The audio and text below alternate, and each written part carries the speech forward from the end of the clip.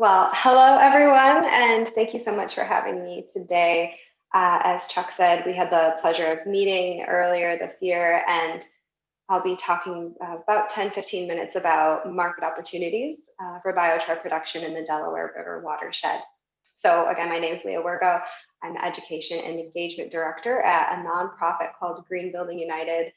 I do a lot of conferences like the one that we're in right now. So this is very familiar space for me, and I'm really excited to be here as part of this awesome conference. So like I said, just very briefly about the nonprofit that I work at.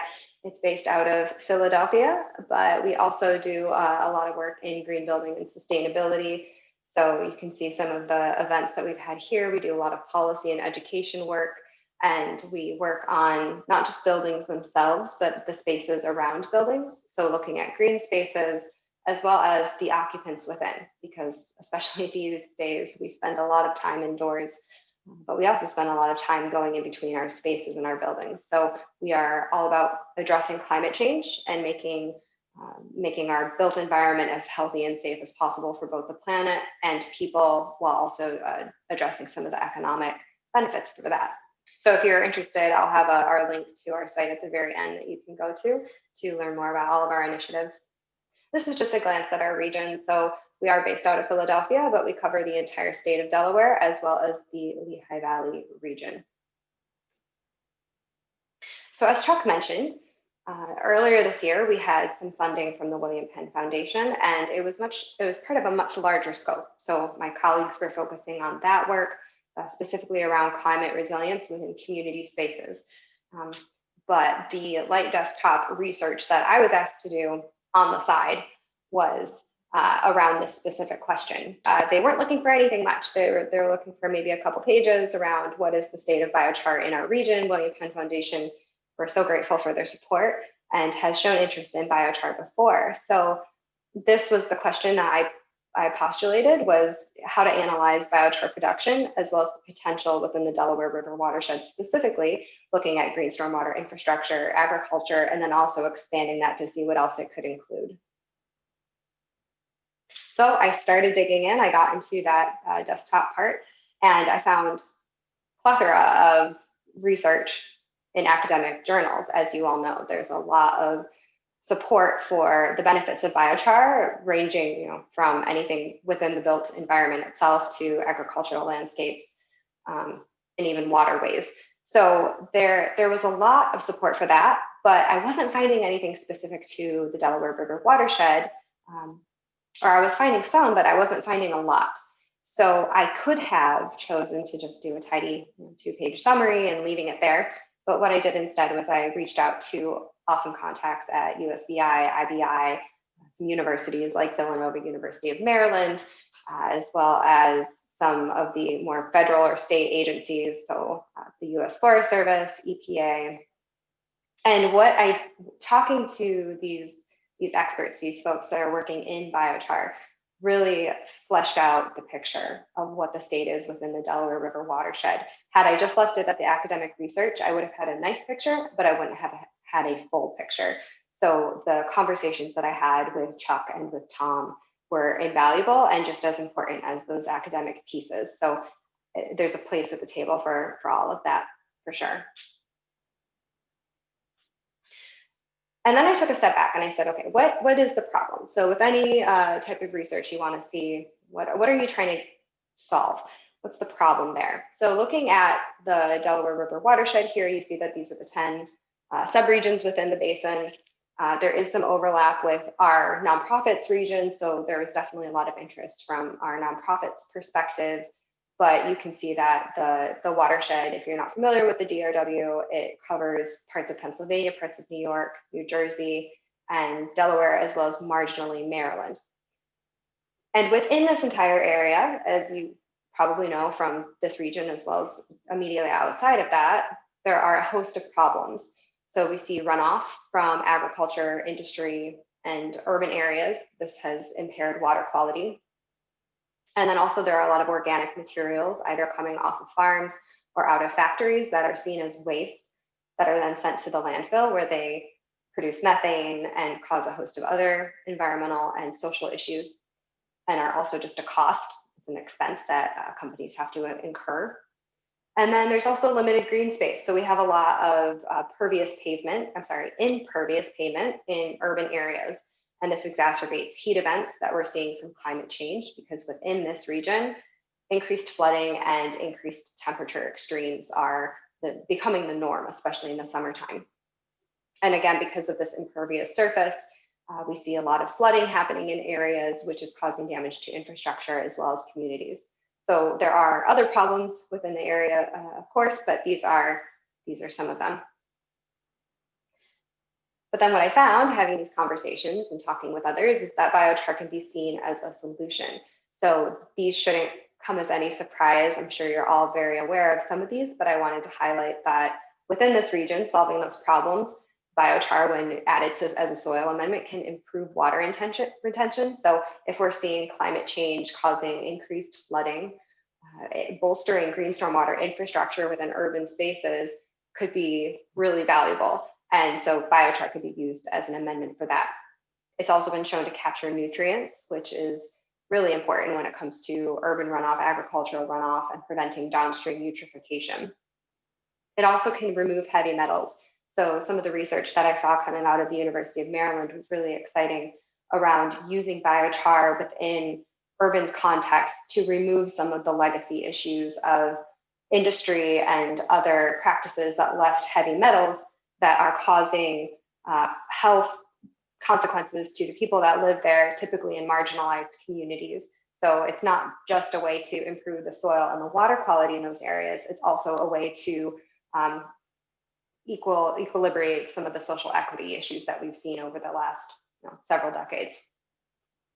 And then biochar is also seen as a way to commodify low and no value waste. So if we're removing trees from urban spaces, or digging up soil, or any number of green approaches, or even looking at building materials themselves, instead of having to send them to the landfill, can they then instead be turned into something that can be a commodity and sold instead of being an expense?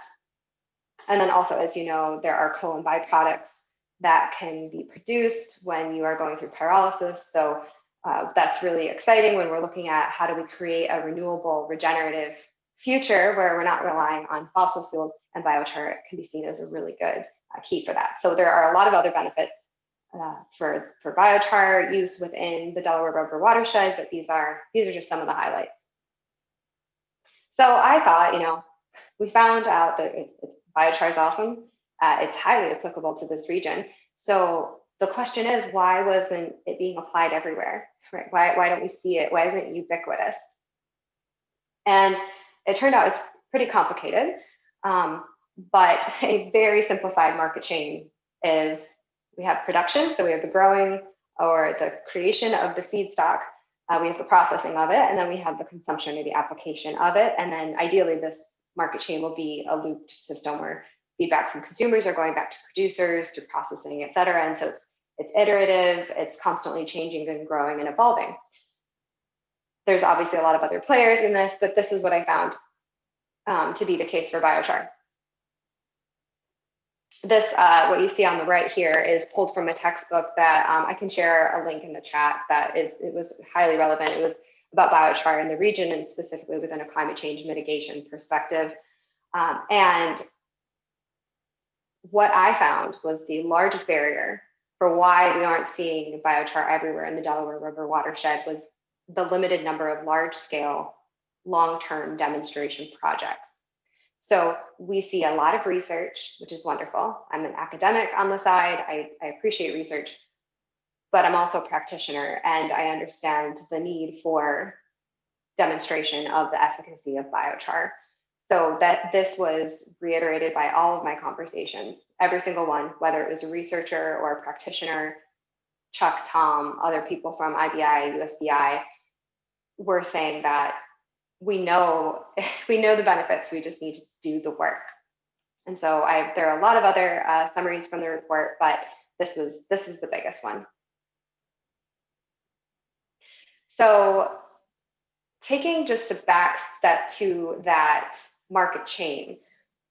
So while we see the flow tending to go from production to processing to consumption, I found it was more useful to look at the consumption side first, because we need to demonstrate the use of it to incentivize some of those earlier on stages within the market. So for consumers, these are just some takeaways that could use some support within these areas. So with consumers, implementing best management practices for the application.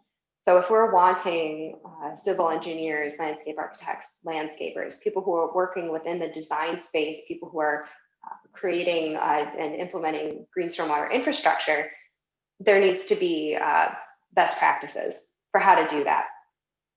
And then this also ties into financial or policy incentivization. So how are we rewarding the good players, the people who are stepping up and saying, okay, I see the value in this, I see the benefit, I'm going to use it. So it needs to have guidance, and then it needs to have support, and then education.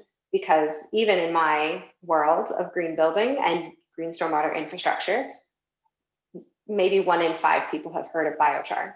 So there needs to be increased awareness from that user perspective, and so people can really understand some of the benefits of them. So once we have that really firm consumption place, the demand, so we've built the demand side up, then we can see some of the investment that needs to happen from the processing side. So investment from the startup costs associated with creating a plant. There are many places that would make sense for a plant, but right now investors or lenders might be a little shy to give money to something that might not have a return on investment given the low demand right now in the region. And then also policies to stabilize biochar pricing. Biochar pricing hasn't necessarily, or I should say, biochar costs haven't necessarily been prioritized. And so when we see some of that stabilization of the more traditional fossil fuels, that lends itself more easily to consumers. And so we need to level the playing fields when it comes to renewable opportunities with the traditional fossil fuels.